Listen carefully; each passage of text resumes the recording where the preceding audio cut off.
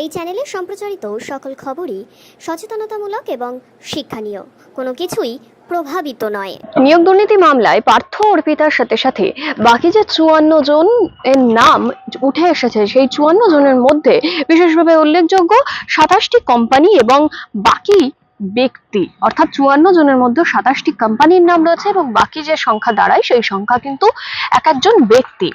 আর সেই যে শুনানি, সেই শুনানি আজকের মতো শেষ হয়েছে। আগামীকাল 10:30টায় আবারও শুনানি হবে। 54 জন অভিযুক্ত, তার মধ্যে 27টি কোম্পানি রয়েছে, তাদের এই মামলায় কি ভূমিকা রয়েছে তা ইডির তরফ থেকে আদালতে পেশ করা হবে।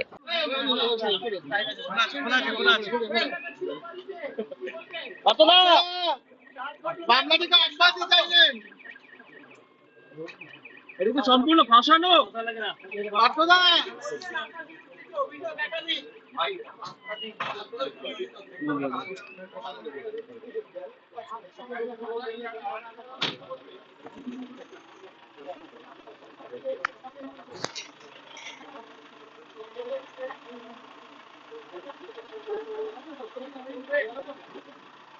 কি হলো?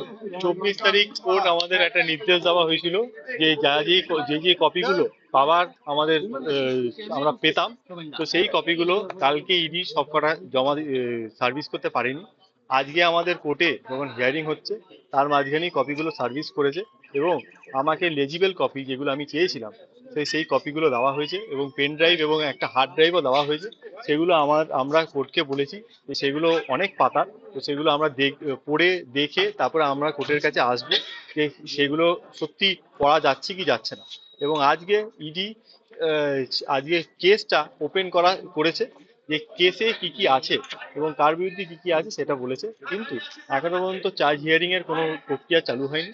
ডিসচার্জ অ্যাপ্লিকেশন যারা যারা করেছিল তাদের মধ্যে আরবার এই নতুন ভাবে কপি পাওয়ার পর রিভাইজ ডিসচার্জ অ্যাপ্লিকেশনও পড়বে। সেটা কবে পড়বে সেটা ওনারাই জানেন।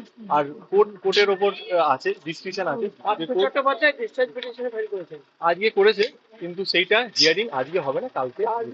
শুনানির প্রক্রিয়া শুরু হলো, মানে কেস ওপেন করা হলো। কেসটা ওপেন করা হলো কিন্তু ড্রাফট চার্জ এখনো দেওয়া হয়নি। Thank you. আপনার নাম? সোমনাথ সান্যাল।